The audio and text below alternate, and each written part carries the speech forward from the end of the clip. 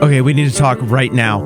In my preparation for this conversation, I was doing a tiny little bit of Googling, and that painting by Edvard Munch came up. It's called The Scream. You can picture it. It's all nightmarish and horrifying. And you got the guy with his hands on the side of his face, like, things are terrible or whatever. Somebody just pointed out that it looks like a Cocker Spaniel. And I was like, no, it doesn't. It looks like it totally looks like a Cocker Spaniel. Like just a really mediocre painting of a Cocker Spaniel. And I was like, it's a great painting. I don't want to see the Cocker Spaniel. I want to see the person screaming again so that I can feel some kind of connection across the generations in terms of existential angst with Edvard Munch. And then I look again, I'm like, no, it's just an adorable Cocker Spaniel on maybe a bridge or something, enjoying a beautiful sunset. Maybe it's like a boardwalk in Yellowstone. It's actually a really lovely painting that doesn't make me feel any angst at all. And the thing that's hilarious here is it ruined the painting for me. And a lot of people say stuff like that. They're like, the Star Wars sequels ruined Star Wars for me. Well, it didn't ruin your childhood. It didn't ruin Star Wars. It just wasn't that good. But this is different. The painting is ruined because it is not physically possible for me to unsee what I've just seen. There's been a physiological rewiring of my brain, and forever, the scream is now that Cocker Spaniel on that bridge in Yellowstone at sunset, and it's just how things are now. Likewise, when we get to Matthew chapter 12 and Jesus is talking about this sign of Jonah stuff with the Pharisees and the teachers of the law who are demanding to see a miraculous sign, he says, all right, you asked for this miraculous sign, but none's going to be given except for the sign of the prophet Jonah. And then all of us are like, what? It's a clue. And we got to try and figure out what the clue is, and that's what we're going to work on today. But as soon as we find out what the answer to the clue is, and as soon as we see how Jesus is going to be the fulfillment of this sign of the imagery that is cast forward through history from the well-known to the original audience and beloved story of Jonah, as soon as we see how the Jonah details connect with the Jesus details, there will be no unseeing it. And look, in a second here, as we unpack what the obvious connections are between Jonah and Jesus and where this is all headed, whether you're religious or not, whether you've been around the Bible in detail or not, you're going to be like, well, that's all actually incredibly obvious. Like, anybody could see that. Yeah, but not in Matthew chapter 12. All of this is still brand new. The spoilers haven't happened yet. This is like opening night. Word hasn't gotten around. People would have been in heightened suspense wanting to know how the one sign that the Pharisees are going to be given to prove that the whole Jesus thing is what Jesus says the Jesus thing is about is the sign of Jonah. So let's pretend that we are them and join that original audience from across the centuries in being blown away at the connections that are being drawn and how those connections are going to play out. Last time around, we summarized Jonah. If you weren't here for that one, you might want to catch the last episode. It'll make this make more sense. So once again, Matthew 12, 2 Sabbath controversies. The Pharisees don't like the way those turn out. They decide they're going to kill Jesus. Jesus strategically withdraws. People follow Jesus out there anyway, and they're like, could you heal this demon-possessed blind mute guy? Jesus is like, yep, sure could. And then everybody's like, whoa, you might be the Messiah, the son of David. But the Pharisees are like, no, you're casting out demons by demons. And Jesus is like, that's stupid. And then he explains why. And he's like, you guys are really wrong about things, and the bad things that are inside you are what are bubbling to the surface there. And then the Pharisees look around and they're like, oh, everybody heard that. We look really bad.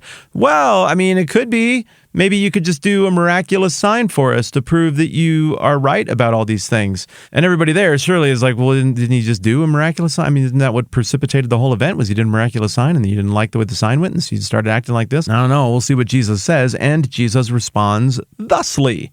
He answered, Matthew 12:39, a wicked and adulterous generation asks for a miraculous sign, but none will be given it except for the sign of the prophet Jonah. When we looked at this the other day, I kind of glossed over that word adulterous, but it would have conjured in the mind of the original audience and in the mind of a lot of people now, the reference to the minor prophet Hosea. Hosea is one of the few prophets that is built around a little bit of a story. There's a narrative here. There's a word picture. And the sign of the prophet Hosea, if you will, is that Jesus is like, go marry this lady. She has a real smoking hot, sexy name, Gomer. And then once you two are all married up and everything, she's going to be unfaithful a lot. And your job is going to be to go and get her back. And this is a metaphor for God's stubbornness in being redemptive toward Israel and toward the larger world in general. So even in calling them an adulterous generation, He is, one, digging them about their own disappointing history and how God is the one who has to constantly do the work because they are unfaithful. Like, hey, it's Bible. No offense. If you got kids, have them plug their ears and scream if you want. The book of Hosea is likening the unfaithfulness of the Jewish people to the unfaithfulness of a prostitute. So on the one hand, it's a pretty withering reminder of where we've been in the past. But on the other hand, there's also hope here because there's redemption in that story of Hosea. And the main point of the story isn't look how awful Gomer was. The main point of the story is look at how, under the prompting of God, Hosea is literally redeeming the situation. He has to go buy back his own wife out of sex slavery. That's a tough check to write, but he writes it anyway. And look, some checks are tougher to write than others. Like, I don't like paying for parking. I don't like paying for air to put in my tires. I don't like paying for bottled water. But nobody wants to write a check to buy their wife back out of voluntary sex slavery. And this whole Hosea and Gomer motif is really a pretty beautiful picture of the character of God and his insistence on redeeming messy things. Well, so is Jonah. So noting that, moving to verse 40, the sign of Jonah. For as Jonah, this is Jesus talking, was 3 days and 3 nights in the belly of a huge fish, so the Son of Man will be 3 days and 3 nights in the heart of the earth. All right, let's start making the connections. This shouldn't be too tough because we've cheated ahead and we know the story. 3 days and 3 nights in the belly of the earth, 3 days and 3 nights in the belly of the fish. All right, well, it's certain death, right? Or it is death. Maybe Jonah did die in the fish and was resurrected. Maybe it's just a word picture. I don't know.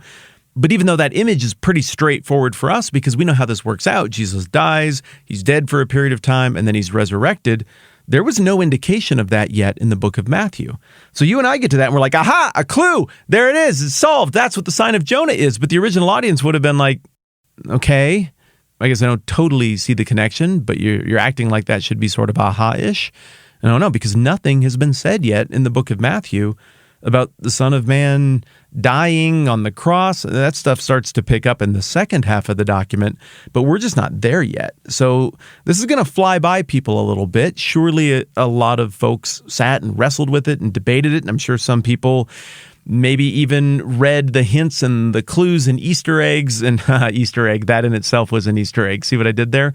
And they were able to connect the dots, but most people probably would have missed that. Now, there are a couple of mild controversies here that are at least worth acknowledging. Friday is when Jesus theoretically is crucified. Sunday is theoretically when Jesus is raised from the dead. Understandably, some people look at that and like, I don't think that literally translates to 3 days and 3 nights, but it looks like it's pretty well established that this was an expression, like we would lump together something from vaguely after lunch on Friday to sometime in the early morning of Monday as a weekend, unless maybe there was a holiday and then it extends it. Likewise, the 3 day, 3 nights thing is an expression. And in the Jewish rendering, all kinds of sources seem to agree that if you tick any part of a day or any part of a night, that accounts for a day, a night, and you can add it up that way. The point is, if he was doing this in 21st century Omaha, Nebraska, he would have picked a different expression because we think about time a little bit differently, but it communicated what it was meant to communicate to this audience. So, the sign of Jonah connects on the 3 days of apparent death and resurrection thing. The belly of the earth, the belly of the fish. Okay, he's spelling that stuff out pretty clearly. But then there's also the question of why. Why did the whole Jonah thing happen? Well, ultimately, it was to position Jonah properly to have this massive act of grace and avoidance of judgment occur for the people of Nineveh. They had this horrible fate coming, and there's this whole thing unfolding that they don't even know it's unfolding out in probably the Mediterranean Sea or maybe the Black Sea somewhere. And then all of a sudden, like that thing happened, they didn't even know it happened, and the judgment is spared on them. Well, they don't know the mechanics or the details of how it happened, but something amazing occurred there, and a giant act of grace is on the other end. They are spared destruction. They are not Jews. The story of Jonah is one that puts the Gentiles and the chosen people, or a chosen person, in the same room. And likewise, and this is very evident from everything we've looked at so far in Matthew, the whole Jesus thing, his life, his death, his resurrection, all of that is very much meant to put the non-chosen people, the Gentiles, and the chosen people, the Jews, in the same room. It's dealing with the same problem that all the people of the world, regardless of their ethnic background, have, that being the problem of our own sin and the sin that is all around us, the brokenness, the entropy, the second law of thermodynamics, everything that is worn out and broken down about the world. But in addition to the Jew-Gentile, this is for everybody kind of thing, it's also important to note that Jesus doesn't use the term, you will be given the miracle of Jonah. He goes with the sign language that the Pharisees and the teachers of the law asked him for. And running with that, he says, all right, here's the sign that you're going to get. Well, the difference between a miracle and a sign is that a miracle is just a breaking of the laws of time and space, but it only becomes a sign when you understand what it means. Now, in that regard, I think pretty much every miracle or cluster of miracles that the gospel authors choose to include in the text is a sign. It serves as a sign because it's advancing our understanding of the character of Jesus and the redemptive work of Jesus, the plan of God, etc. And here, because Jesus is using the word sign, we got to have our antenna out for what does or what will this thing that we can't unsee, this sign of Jonah in Jesus' life, what will that teach us about the character of God? Well, what does the Jonah thing teach us about the character of God? He's annoyingly long-suffering and patient to people who are judgmental and grouchy and want to burn things down. The Pharisees have the attitude of Jonah. They're mad about God's grace and redemption, and they seem to want to withhold that from people. But Jesus deviates from the prophet Jonah on this point. He didn't get thrown into the sea. He wasn't forced to be swallowed by the fish. He was in on the plan the whole time, whereas Jonah was out on the plan effectively the whole time. And then Jonah even griped when God ultimately did the gracious thing that he was going to do, whereas Jesus is excited about. He is willing to lay down his life to accomplish the gracious thing that his Father wants to do. So it is a sign, not just in that it's like, oh, look, that looks like that other thing, and look, we're making connections here, and we're connecting the dots, and that's interesting, and look at all the clues, they all point to this outcome. It's not just that, it's telling. We're supposed to look at the story of Jonah and come away saying, that is important, that means something, and this tells us something, not just about what God is going to do, but why, who he is, and what he's up to. And at this point in the text, Jesus has not yet finished unpacking the whole sign of Jonah thing, so we're not done either. So tomorrow, we will continue down this road, thinking more about the Nineveh thing and some other really interesting counterfactuals. If you don't remember what that word means, it's fine. We'll pick it up tomorrow and make sense of all of it. And in doing so, once we see how the sign of Jonah manifests in the life, death, and resurrection of Jesus, hopefully we will not be able to unsee it, as I cannot unsee that Cocker Spaniel. It's messing with me. I'm Matt. This is the 10-Minute Bible Hour Podcast. Let's do this again soon.